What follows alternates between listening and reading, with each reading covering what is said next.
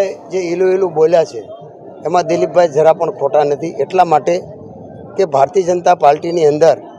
જે વર્ષોથી જે કામ કરી રહ્યા છે જે કાર્યકર્તાઓ, એમની જગ્યાએ જ્યારે તમે સવારમાં કોઈ પણ પાર્ટીના કાર્યકર્તાઓને ભારતીય જનતા પાર્ટીમાં પ્રવેશ આપો, બપોર પછી એમને પદ આપો અને બીજેથી એમને ટિકિટ આપો, એ ખરેખર એ મને તો પસંદ નથી। એટલા માટે કે ભારતીય જનતા પાર્ટી એક એવી પાર્ટી છે કે એમની આગળ કાર્યકર્તાઓની ફૌજ છે, એમની પાસે આટલા ટાઈમથી સત્તા છે, છતાં પણ જે આજે લોકસભાની ચૂંટણીની અંદર સમગ્ર ગુજરાતમાં જે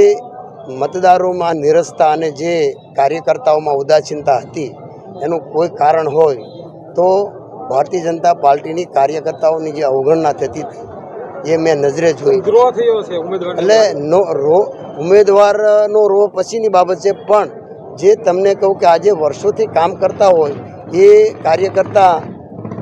ઓડિયન્સમાં બેઠો હોય અને જે ગઈકાલે જે ભારતીય જનતા પાર્ટીમાં આવ્યા હોય એ ભારતીય જનતા પાર્ટીને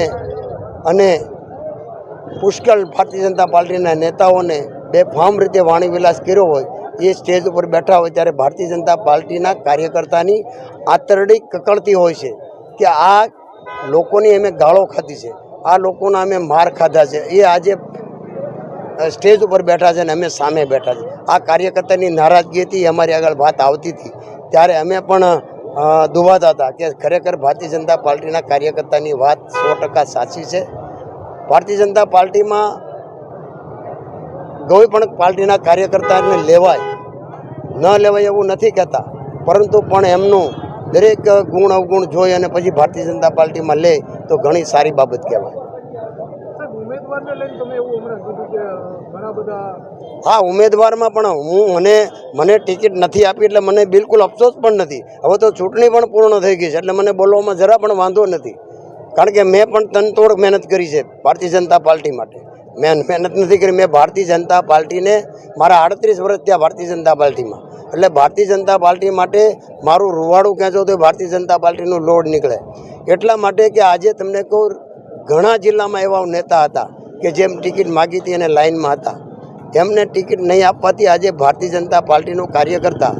એક કોંગ્રેસની આગળ કશું નથી અમરેલી જિલ્લામાં, છતાં પણ આજે એટલું બધું તમને કહું કે ભારતીય જનતા પાર્ટીના કાર્યકર્તાઓને અને નેતાઓને મહેનત કરવી પડી છે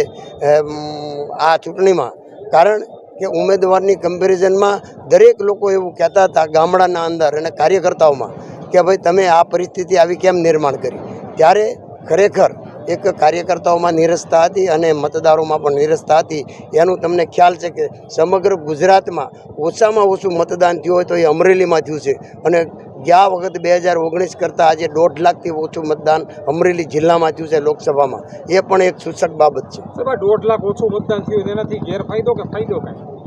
ગેરફાયદો લીડમાં અમને ગેરફાયદો થાય, બાકી જીતીએ છીએ ભારતીય જનતા પાર્ટી જીતવાની છે, એમાં કોઈ બેમત નથી, કોઈ બેમત નથી। ભારતીય જનતા પાર્ટીનો ભરતભાઈ સુતરિયા જીતવાનો જ છે, પણ જે